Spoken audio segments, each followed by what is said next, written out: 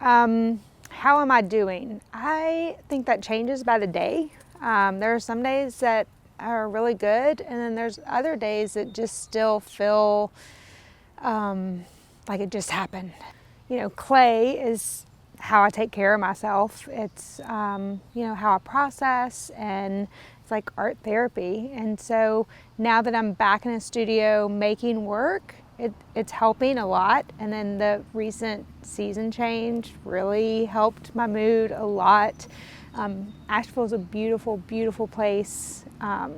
Surrounded by Blue Ridge Mountains, and so watching things come to bloom and the green and the warmer days, that's helping the mood. But overall, it's still lingering, that it's very much a part of our lives. Right now there's just not a lot of tourists, so everything is really slow.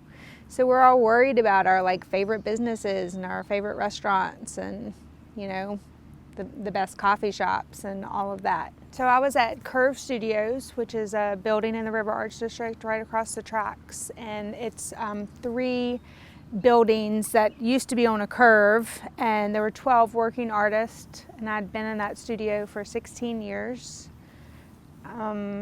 And we were close enough to the river that we had gotten water before, so flooding was a concern.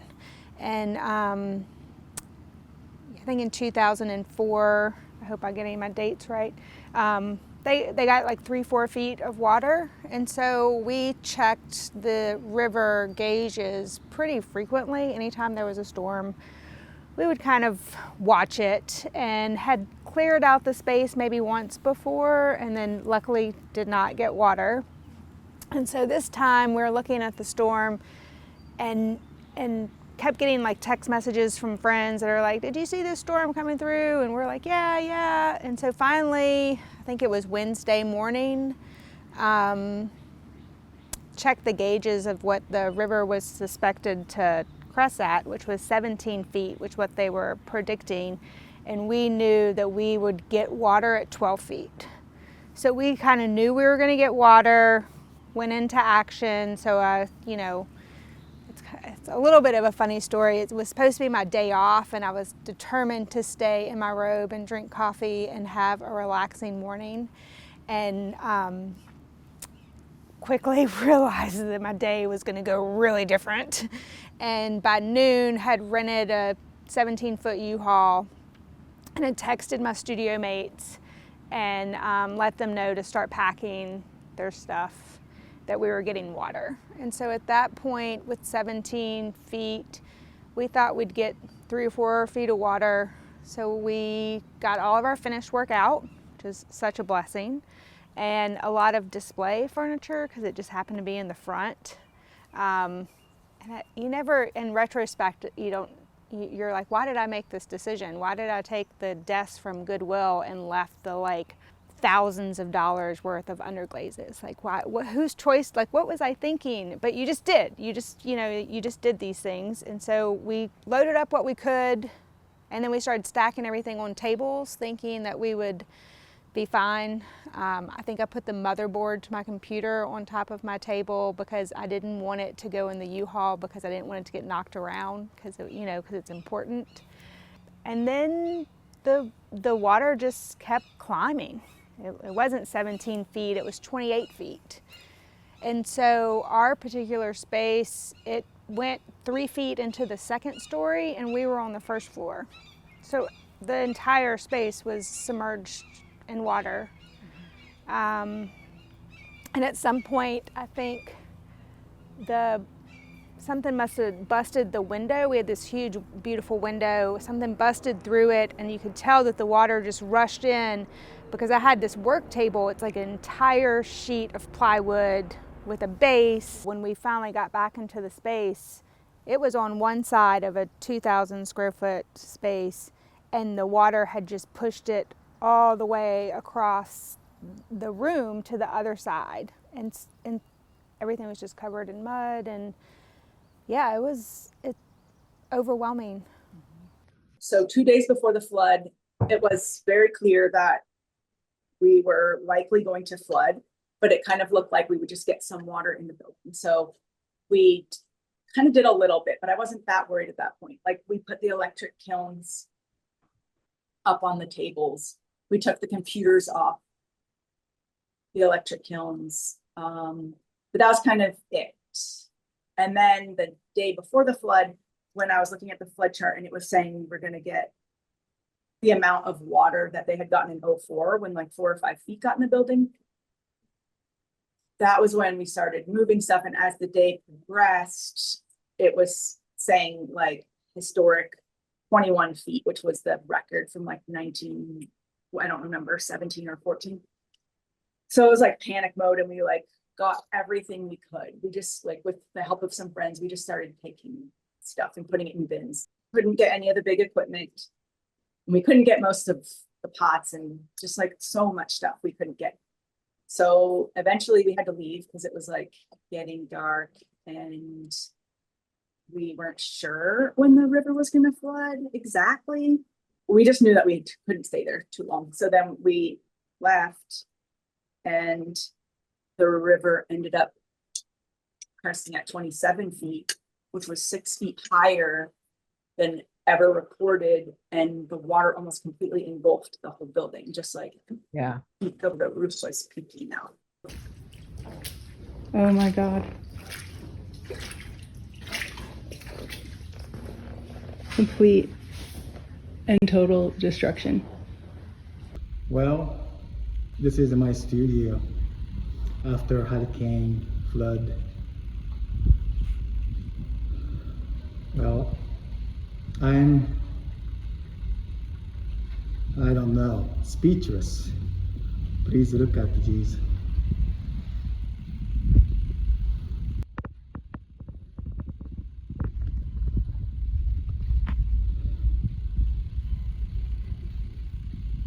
But you know what?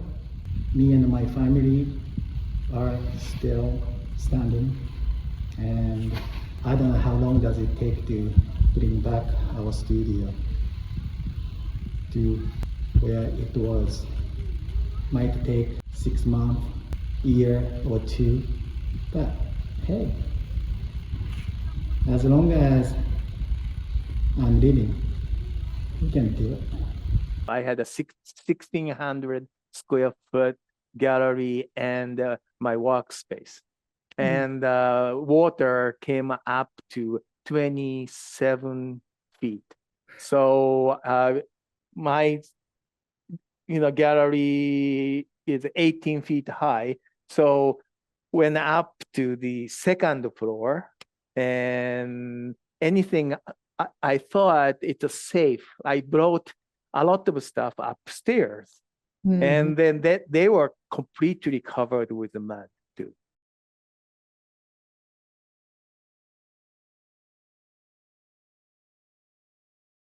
Were you able to get some help?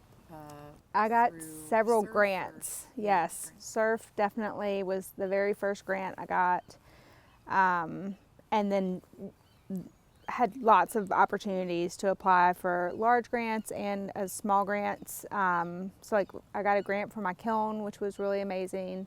And then, so high water being gone, you don't realize how spoiled you are when one of the best, clay manufacturers is right half a mile down the road, and all the tools that you need, if you needed wax or a paintbrush or whatever it was that you needed, you could just run down there and get it.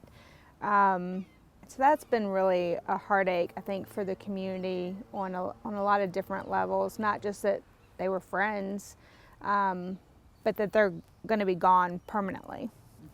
So the clays, everybody in the area, including myself, testing new clays. I changed temperatures. I was doing low fire with a beautiful clay with a ton of talc, so it was nice and white.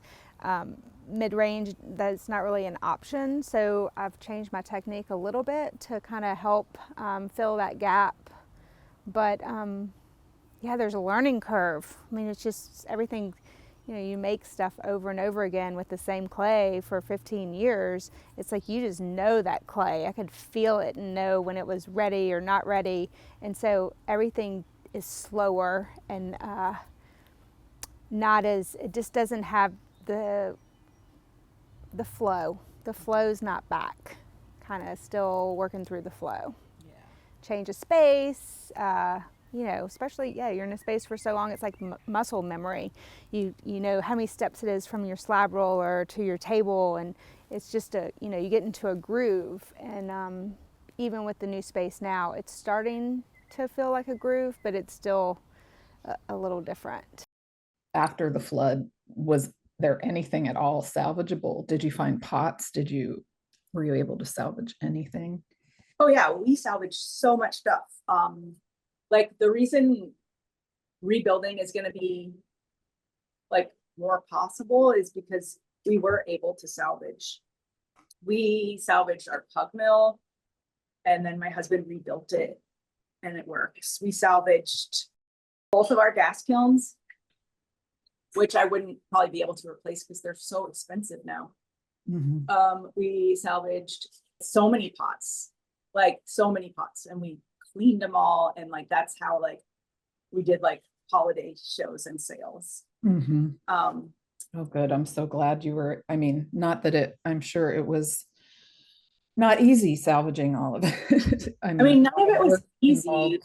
Yeah, Yeah. Something was disgusting. It was like, but I actually ended up kind of having fun. It was kind of like a treasure hunt, like after the initial shock and then like waiting because it was so dangerous down there. Yeah. We're in that industrial area with all like the gas companies, and there was like Right. derailed train that was filled with propane, and then they were burning off propane, so there was this crazy flame going for weeks, and it was so apocalyptic down there.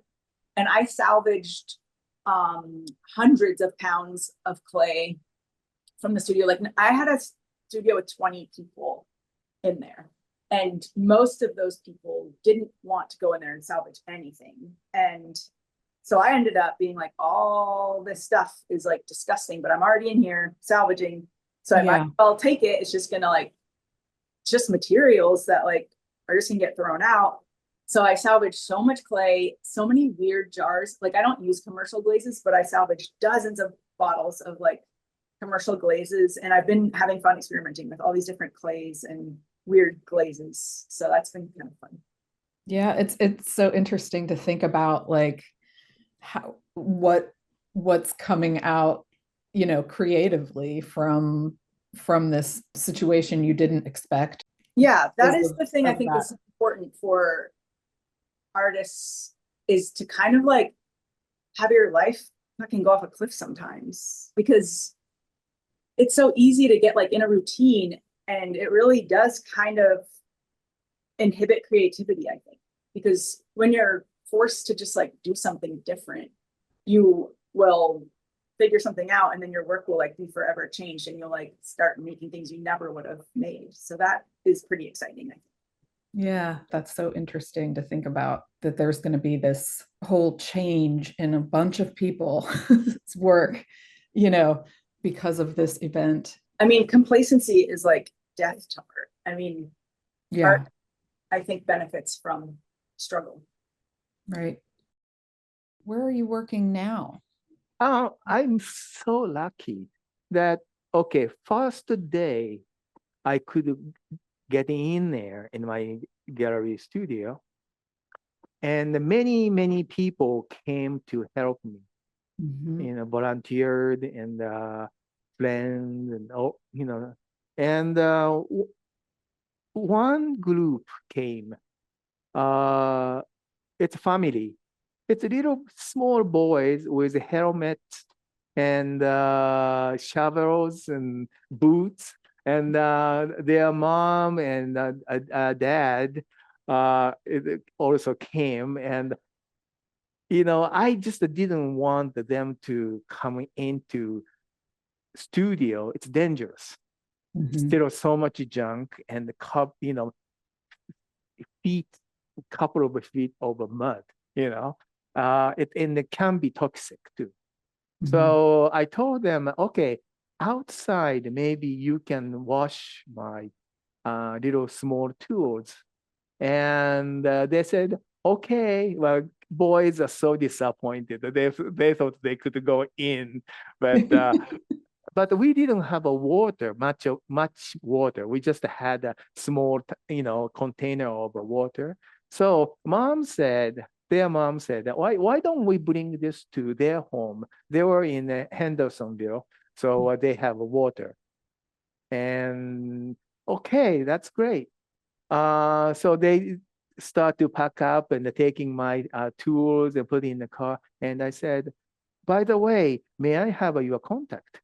And she said, oh, I'm sure you have my contact, but I'll give you that. And then, oh, contact. I know it's Libby O'Brien, who I did our concert in their gallery a few years ago. And oh, I'm sorry, you had a mask and helmet. I couldn't tell who you are. And yeah, so I said, is that any possibility I can do a pop-up gallery at your place? I knew that the front part of their studio was kind of open, and where me and my partner Duncan Wecko did a concert. Okay. Yeah, so I knew that space is kind of available, not whole thing. And she said, of course. So then, as soon as I heard that, I sent my assistant to IKEA, bought a bunch of furniture, and we actually could set up in beginning of November. Yeah, that was really quick.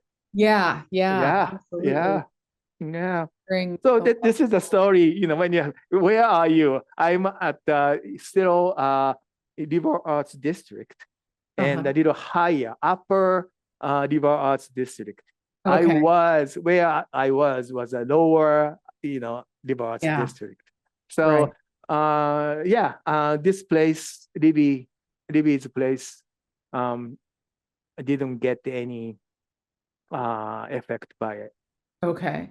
Yeah. So you're still working there and actually making work there? Where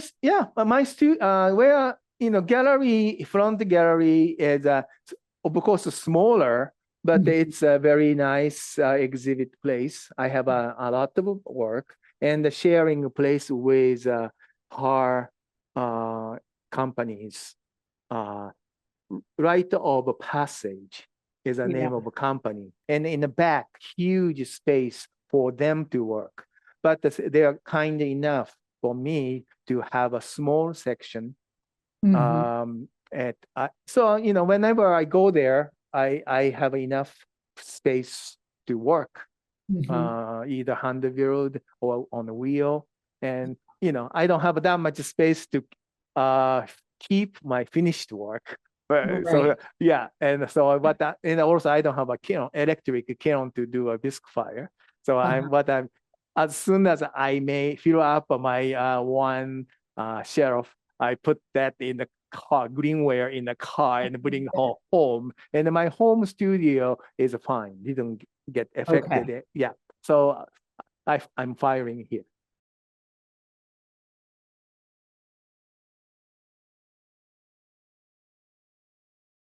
The community was amazing. I don't think we could have, I don't know if I would have gotten through it without so much support. Like just not like emotional support, physical support. I mean, I remember when we were like loading the dumpsters and I was looking at that big work table and I literally was just like, there's no water to wash anything off with. There's no power. Like there's just this huge table that I loved and was kind of like, how am I going to get this out of this space? And this woman rode up on her bike with a little baby carrier on the back. And she was like, I have a chainsaw. Do you need anything cut up? And I'm like, yes, I do. She cut the whole table up and then she was like, okay, my battery's dead. I got to go. And it was, I mean, it's like a very small gesture, but when you're so overwhelmed, it's like exactly what I needed was for somebody, I can solve that problem for you. My motivation for surviving is I have 2 person working for gallery and 4 assistants Yeah. and my wife. So it's 7 people. I have to make sure they can make living. Mhm. And that is my responsibility. So that was my biggest motivation.